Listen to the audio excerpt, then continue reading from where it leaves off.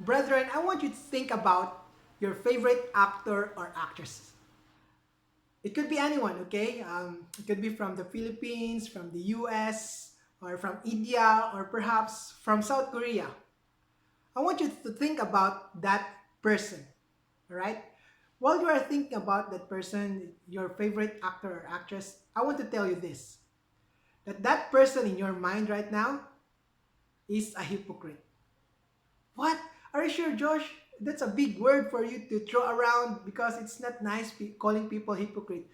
Well, basically that is true. If you take into the to consideration in the olden times when people are called hypocrites. Basically, this term is used to refer to those people who are taking a role on stage. And these people usually use a mask to conceal themselves and to alter their voice so that they would become a completely different person.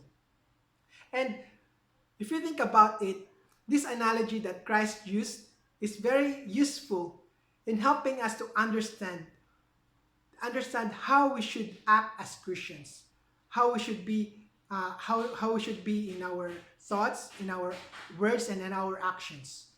That's why, brethren, if you look into the Bible, one of the things that Christ condemns is hypocrisy.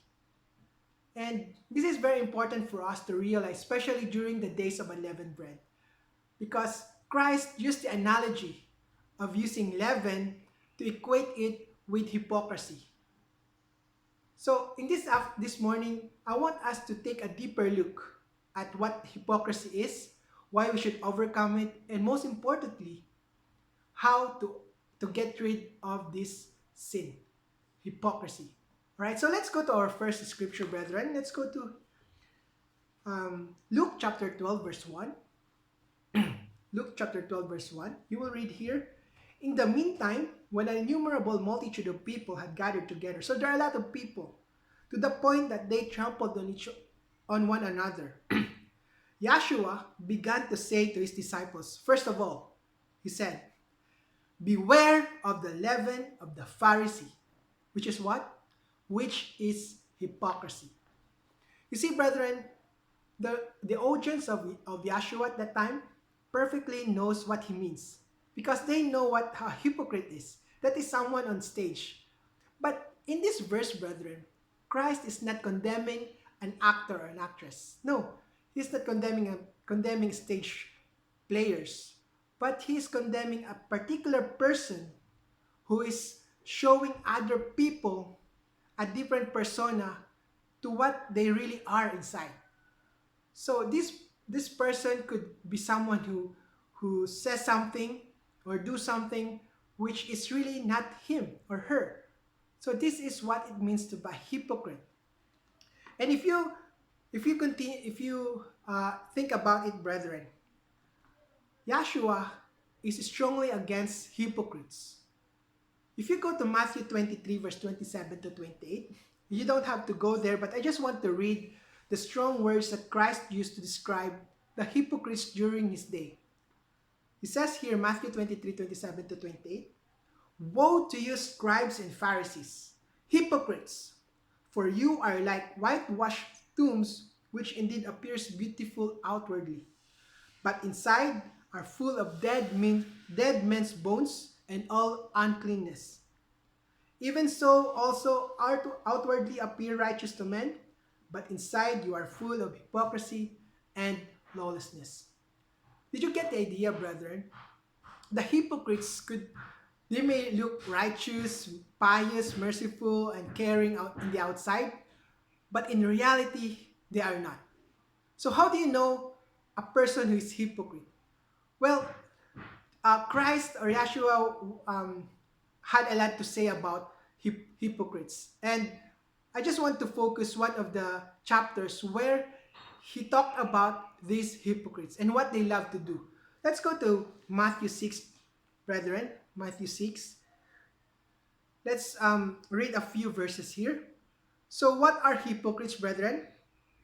He says here in verse 1 in Matthew 6, take heed that you do not do your charitable deeds before men to be seen by them. Otherwise, you have no reward from your Father in heaven. So hypocrites are the people who love to do their charitable deeds in front of other people so that they would be able to impress others and make themselves good. So those are hypocrites. What else, brethren? In verse 5, and when you pray, you shall not be like the hypocrites. For what did they do? For they love to pray standing in the synagogues and on the corners of the streets, that they may be seen by men. So, in addition, brethren, the hypocrites love to show how pious they are, how I would say how holy and righteous they are by showing other people they are always praying, they are always thinking about God, and it is only for a show. It is not really what defines them, right? What else, brethren? In verse 16, you will read, moreover, when you fast, do not like with the hypocrites, with a sad countenance, for they disfigure their faces that they may appear to men to be fasting.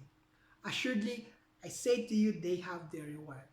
So these are just a few things that Christ used to describe the hypocrites. And this gives you an idea what a hypocrite is. According to the Bible, hypocrites are more concerned about how they look on other people, how they look, how people perceive them, instead of how God perceived them. The hypocrites are more concerned about the rewards that they will get from other people, instead of focusing on what God can give them. The hypocrites are more concerned on being pleasing to other people rather than pleasing to God. Now, I want to make this more personal, brethren. Let's take this up to a personal level.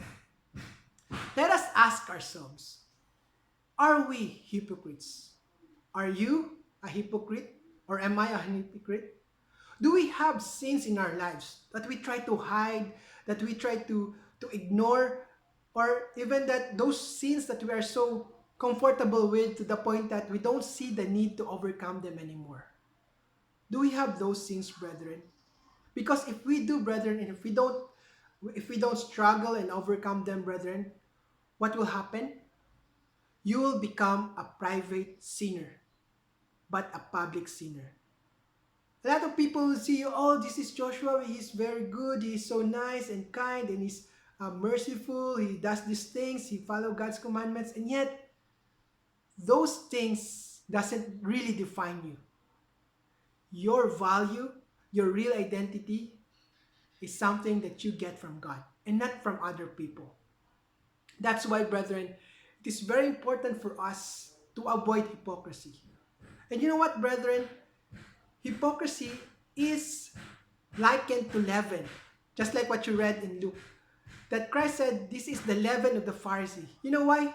Because even just a little of hypocrisy that you add in your life, even a little of lying, of deceitfulness, and untruthfulness, that kind of thinking, that kind of behavior, if you don't overcome them, it would easily affect other aspects of your lives.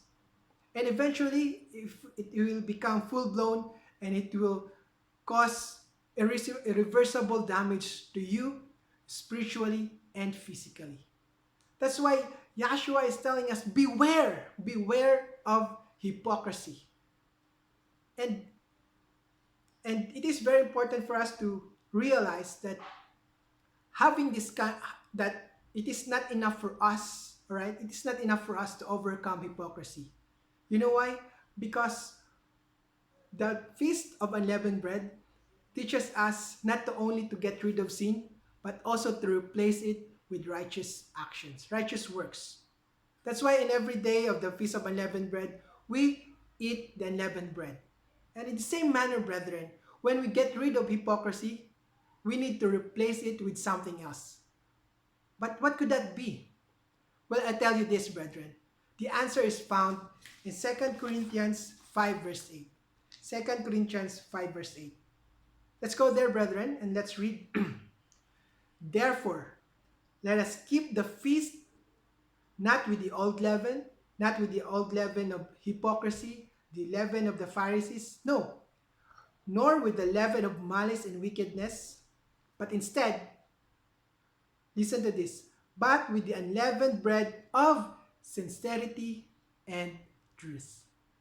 Sincerity and truth. That is completely opposite to being a hypocrite.